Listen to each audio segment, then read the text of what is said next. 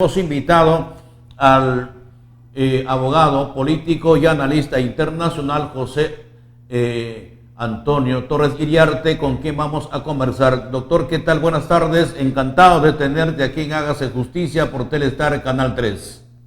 Buenas tardes, es un gusto saludarlo a usted y a toda su audiencia.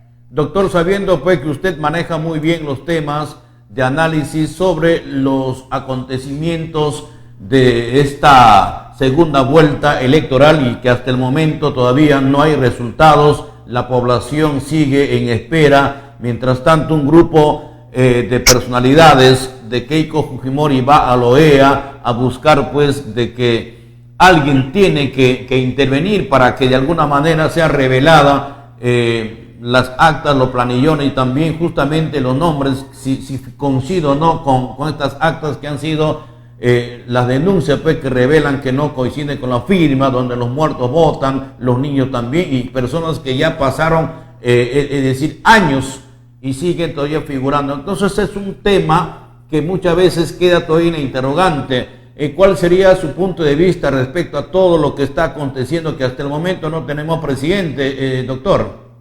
Bueno, no existe un plazo perentorio para proclamar al presidente electo, y creo que el Jurado Nacional de Elecciones, que debería tener 5 miembros y tiene solo 4, y el cuarto miembro, Arce Córdoba, hace una semana declinó a su condición de magistrado del Jurado Nacional y ha ingresado de manera irregular su reemplazo, el doctor Rodríguez Montesa, y de alguna manera creo que el Jurado Nacional de Elecciones está incumpliendo su deber de revisar con celeridad y con prudencia y con rigor las actas observadas, impugnadas y los recursos de nulidad.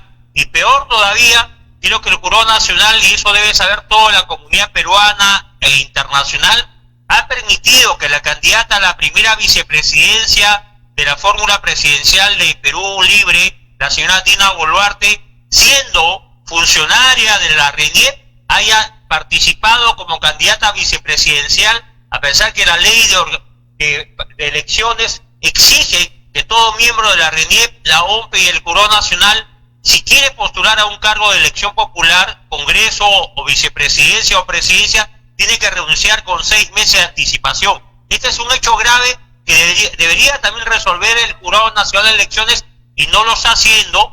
Por lo tanto, creo que el país está desconfiando del resultado que vaya a ofrecer en los próximos días el Jurado Nacional, y por eso tiene sentido que se esté pidiendo la auditoría internacional de la Organización de Estados Americanos, o que un miembro del Parlamento centroamericano y latinoamericano haya planteado que la comunidad internacional preste atención sobre las irregularidades que han ocurrido en el proceso de segunda vuelta en el Perú. Ahora, ¿cómo analiza este tema, por ejemplo, de hacer pasear a un difunto, en la cual no coincide pues con lo que ellos manifiestan? No, hay demasiadas irregularidades. El padrón electoral de la RENIEC es un padrón que no ha dado de baja a los fallecidos, que ha permitido que los menores de 18 años que aún no tienen derecho a votar puedan hacerlo, que además existe un desfase entre los padrones para la vacunación nacional de los mayores de 18 años con los padrones de la RENIEC.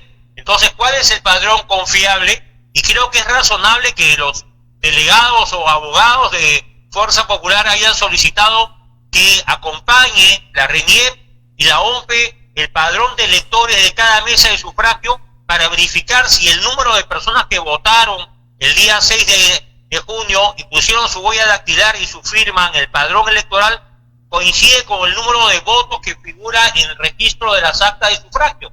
Porque el fraude ha sido de tal magnitud que en muchos lugares, en centenares de mesas de sufragio, sobre todo en la Sierra del Perú, en la zona altoandina, la señora Keiko, que tuvo votos en primera vuelta, no tiene ni siquiera un solo voto en la segunda vuelta, y es impensable, no tiene sentido matemático, estadístico, que habiendo 2 candidatos en segunda vuelta, uno de ellos tenga 0 votos y el otro candidato tenga todos los votos, ¿no? Eso matemáticamente no resiste el menor análisis. Por lo tanto, creo que hay que cotejar acta de sufragio de una mesa con el padrón de electores de esa mesa y comprobar la veracidad de las firmas y comprobar sobre todo si votaron tantas personas como dice el acta de sufragio.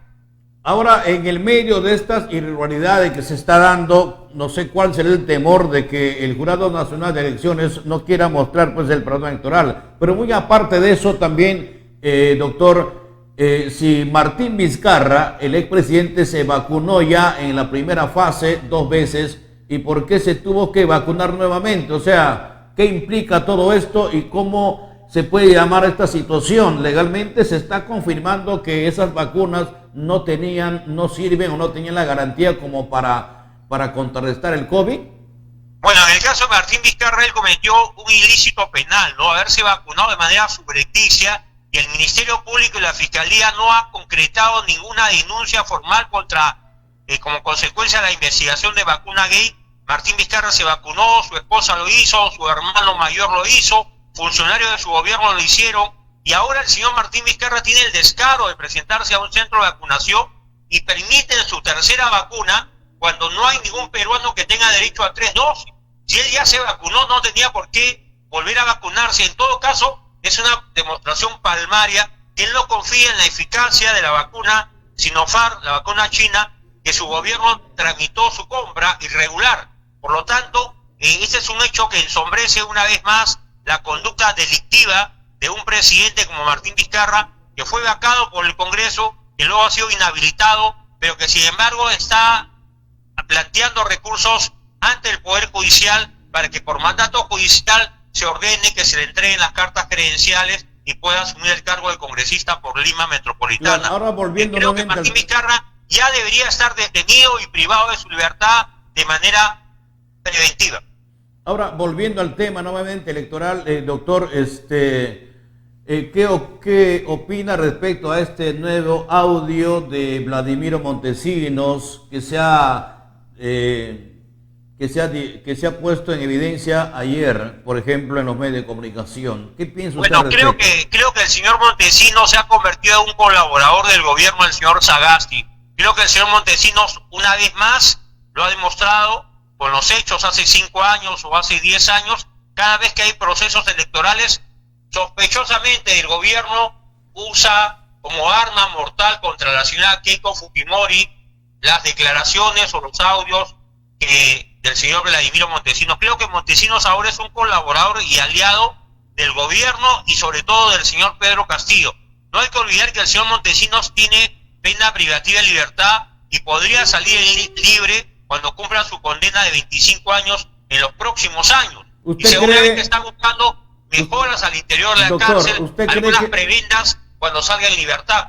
¿Usted cree que este audio de Vladimiro Montesinos ha sido una cortina de humo para tener totalmente en poco es una los hechos de Dina ocultar. Boluarte, vicepresidenta de Perú Libre? Totalmente. El hecho de que la señora Boluarte no haya renunciado con la debida anticipación la inhabilita para haber sido elegida como vicepresidente de la República. Por lo tanto, el Jurado Nacional debería excluir.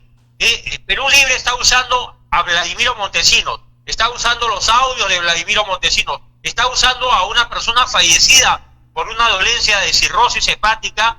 No, van al velorio, va Pedro Castillo, rinde tributo a una persona que incluso se ha dicho esta mañana que militaba en el partido aprista, y sin embargo la hija sale a decir que su padre no murió como consecuencia de una paliza de los miembros de Fuerza Popular, sino como consecuencia de su dolencia hepática, y ha muerto en el hospital 2 de Mayo. El hospital certifica que el señor estaba hospitalizado hacía varios días, y sin embargo, de manera grosera el señor Castillo, de manera grosera los militantes de Perú Libre acompañan al cortejo pasando el ataúd por las calles de Lima. ¿Qué pretenden? ¿Mentir de la manera más cínica y grosera? Pero sin embargo, a pesar de que ha sido refutada en la cara la verdad de los hechos, nadie ha salido a pedir disculpas, porque todos decían que se investigue, que tienen que caerle todo el peso de la ley, pero sin embargo ahora con esta situación nadie sale a disculparse. De cómo la mentira la pretenden convertir en verdad, y cómo ante los hechos contundentes contra Dina Boluarte,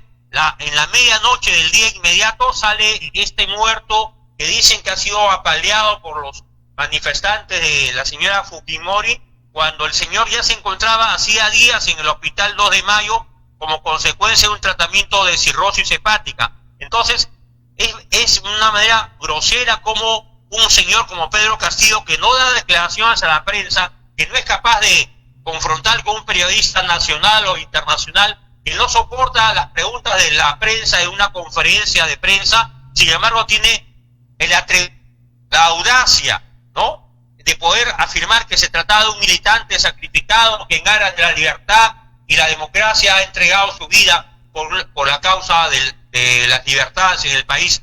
Por favor, un poco de seriedad, un poco de seriedad. ¿Cómo se puede usar la muerte de un ciudadano por causas naturales como una arma política para mentir y engañar al país? Ahora, finalmente, doctor, ¿cree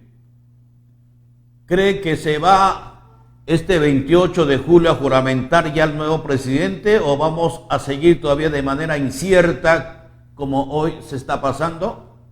Yo no descarto un escenario en el que asuma interinamente la presidencia de la República el 28 de julio el electo presidente del Congreso, por el Congreso que se ha elegido en primera vuelta y que debe constituirse en juntas preparatorias de acá a 2 semanas y que además elige su mesa directiva el 27 de julio.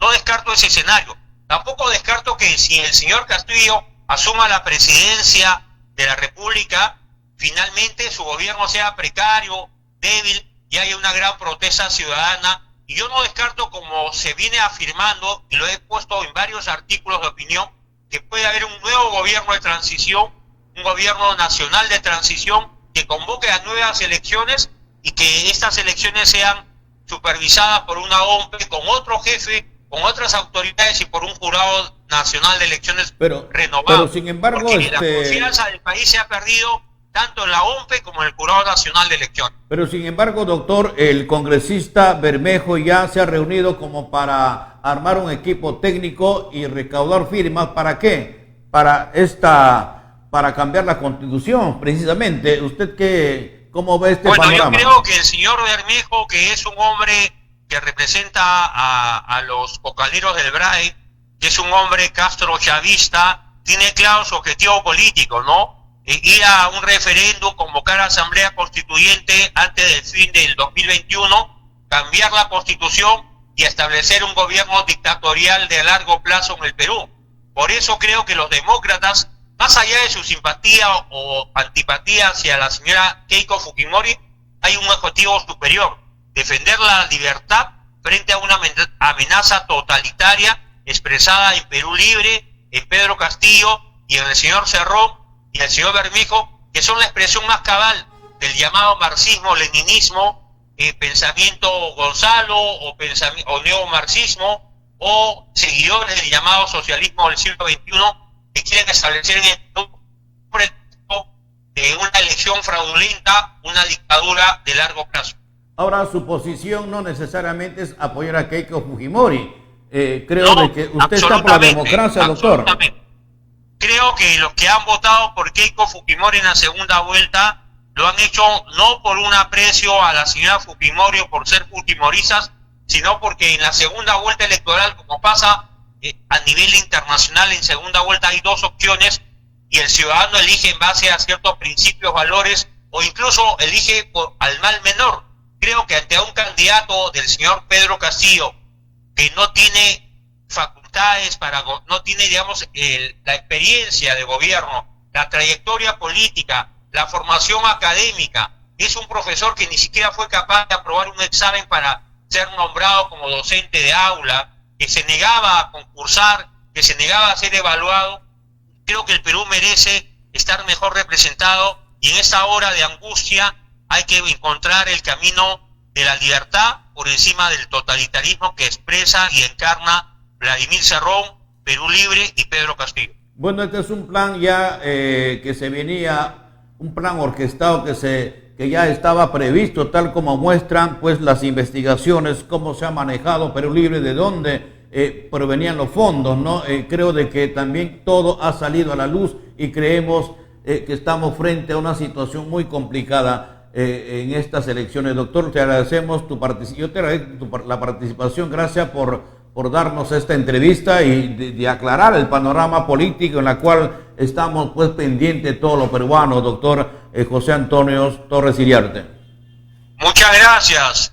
Buenas tardes. Buenas tardes, doctor, por su participación. Vamos a una pausa comercial y volvemos aquí con más temas en Hágase Justicia por Telestar Canal 3.